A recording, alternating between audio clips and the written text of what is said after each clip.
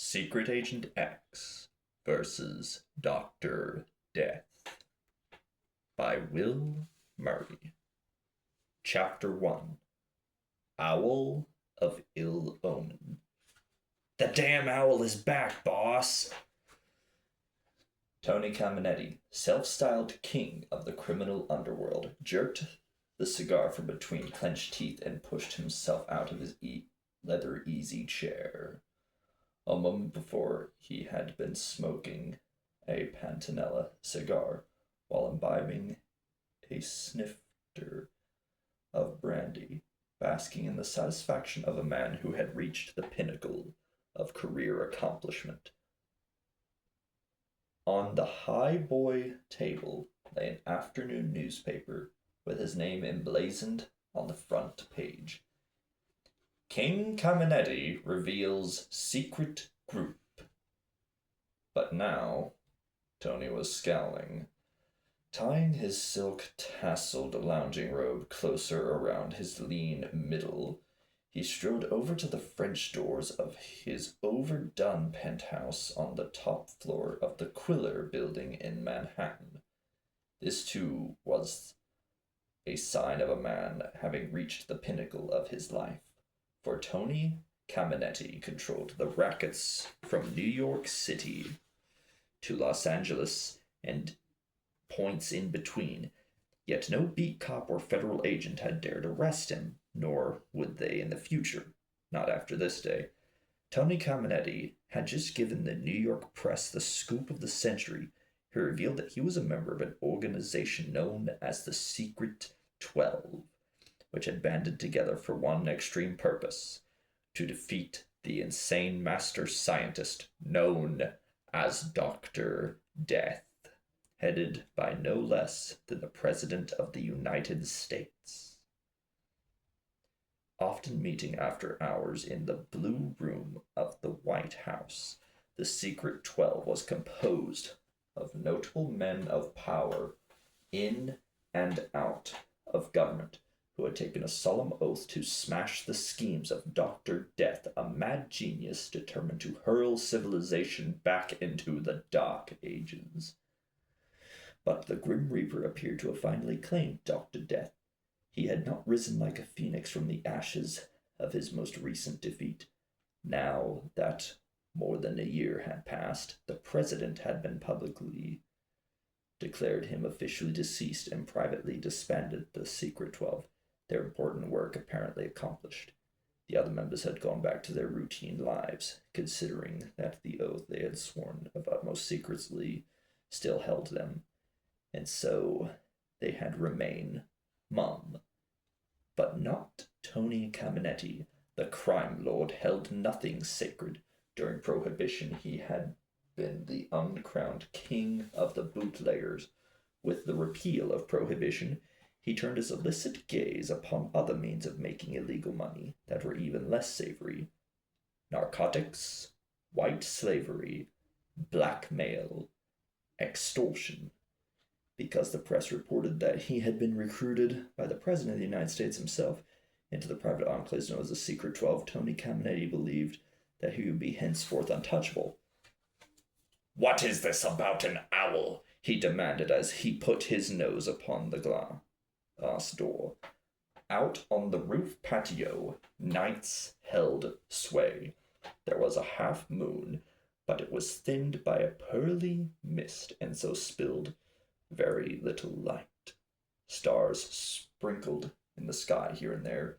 Gloom had settled over the city like a pall, for a night fog had rolled in off the Atlantic and commenced creeping through the man-made canyons with clammy, insinuating fingers. "I think it's the same owl as the other night, boss. I told you about him, remember?" Tony scowled. "Why would the same damn owl come back? And what the hell would it be doing roosting up here? We're 50 stories above the pavement." "Beats me. I don't understand what an owl is doing way up here. Don't they belong in the woods?" Taking hold of the doors, Tony threw them open.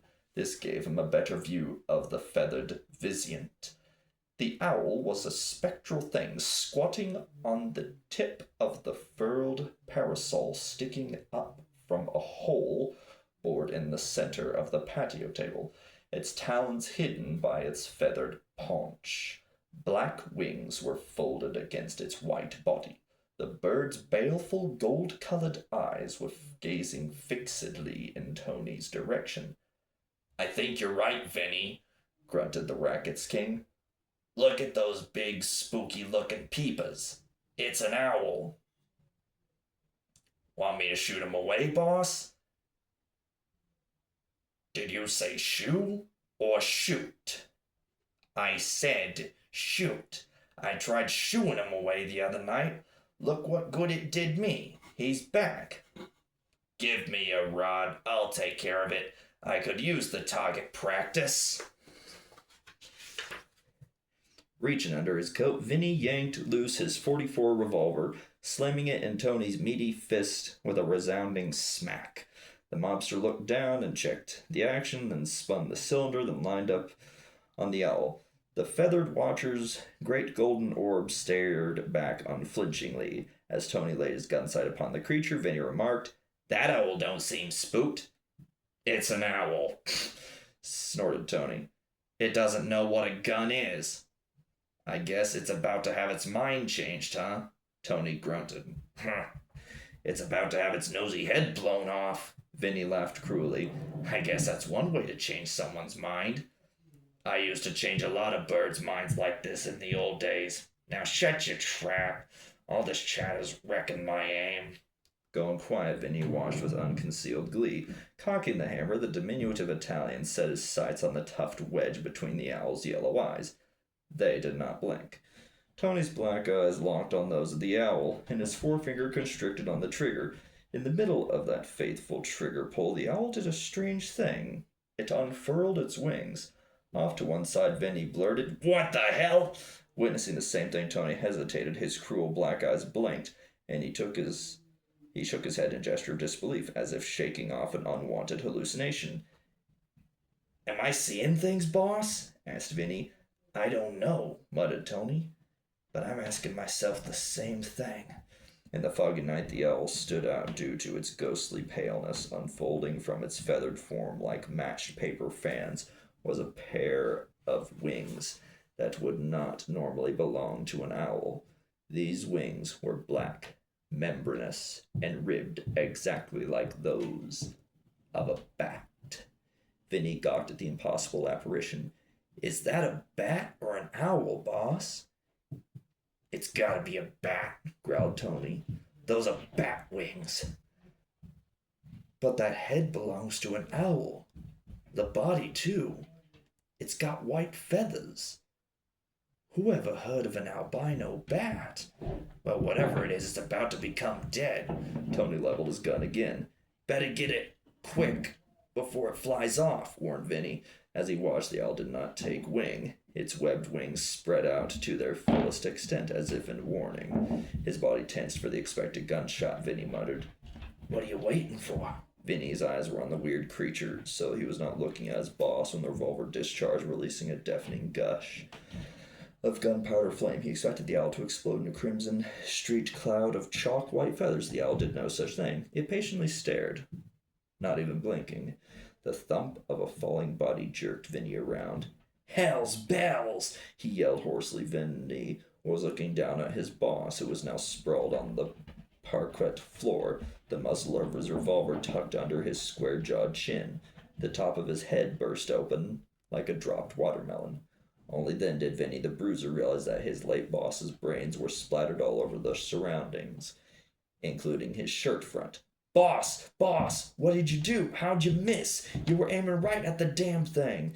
Vinny pointed accusingly toward the owl, but there was no one to witness the futile gesture, his shocked wide eyes jerking back to the staring bird.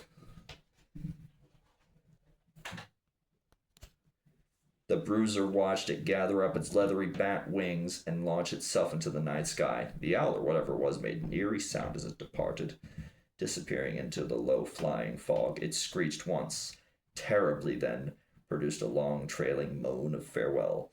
That sounded like a question. "Ooh." To Vinny the Bruiser Musto, who had witnessed many gangland slayings and put a dozen rivals on the spot back in the speakeasy days, it wasn't that haunting sound that sent icy chills coursing through him. It was the realization that he was the solitary witness in a gory killing. "Now I'm on the spot," he croaked. "And in a jam, too." Detective Inspector Jack Ricks flung himself out of the police machine when it wrenched to a stop before the towering Quiller building. Biting hard on a half-smoked cigar, he pushed his way into the lobby and instructed the elevator starter to take him to the penthouse floor.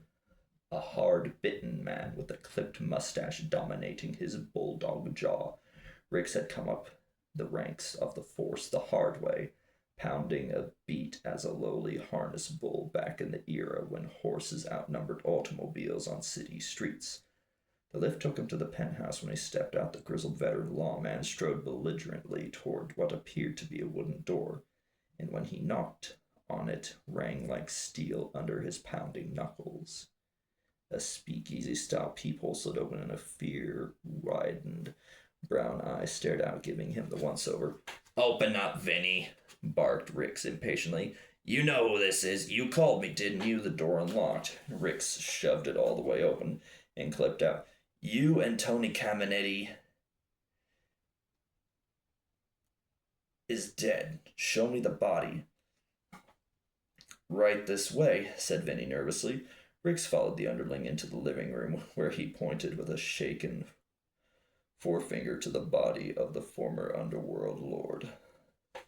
Hardened by many crime scenes, the headquarters man strode over and walked around the corpse in a methodical circle, taking in every detail with cold gray eyes that missed nothing. "He's dead all right," grunted Ricks. "The slug scooped his brains up the top of his skull and sent them flying everywhere." Turning to face Vinny the Bruiser, Ricks regarded him skeptically. "Let's have your story. You're not gonna believe it. It's the craziest damn thing." Ricks shoved his belligerent bulldog jaw forward. "Out with it!" Before Vinny could get himself organized, the medical examiner pushed into the room. Giving Ricks a curt nod, he fell to examining the still warm body. Ricks told Vinny, "Go on. Cat got your tongue?" "I think it was the owl that done it," Vinny blurted out. Ricks scowled. "What do you mean? What owl?" "There was this owl, I tell you, white as chalk. It showed up the other night. It kept staring at me. Tony was out. I shooed it away, but it came back tonight. I don't think there are any owls living in New York City, not even Central Park. Not white ones, at any rate. Well, there was this one. It came back tonight, and it kept staring at Tony. It was unnerving as hell. I told Tony he should just shoot it, so I handed him my revolver. He took dead aim. I was watching the owl the whole time. The gun went off. The owl was still squatting there. Tony slumped over, his head blown off. Jeez, it was a terrible sight. I can't get over it. One minute he was talking, the next, Bluey. Are you saying it was suicide? Of course not. Tony was the top of the world, and he knew it. Didn't he just give the interview? He is and the president are pals. They work together fighting Dr. Death. His cursory examination concluded. The medical examiner stood. "It looks like an open shut case of suicide to me." "But you was aiming at the damn owl," said Vinny. "I swear to God." Inspector Ricks and the medical examiner conferred out of earshot. Briefly, they came back. Ricks clapped the handcuffs on Vinny the Bruiser's wrist. "Hey, what's this about? You're under arrest for murder of your boss. I agree with you. It wasn't suicide, and you're the only one here." Sweat broke out over Vinny's rough, unshaven features. "It was that damn owl, I tell you. I had nothing to do with it." "Didn't you just tell us you handed Tony your gun?" "Sure, but to croak the owl.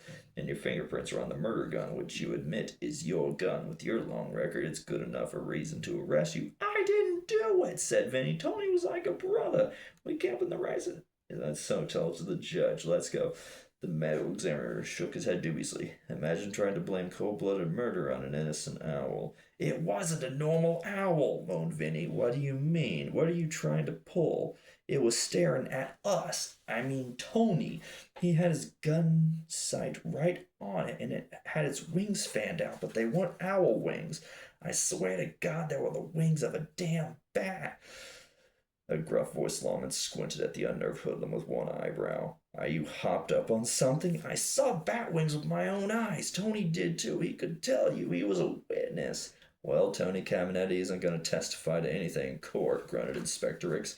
Come along, Vinny. I'm booking you on a charge of first-degree murder. If you want a piece of advice, lay off that batty owl tail unless you're planning on entering an insanity plea.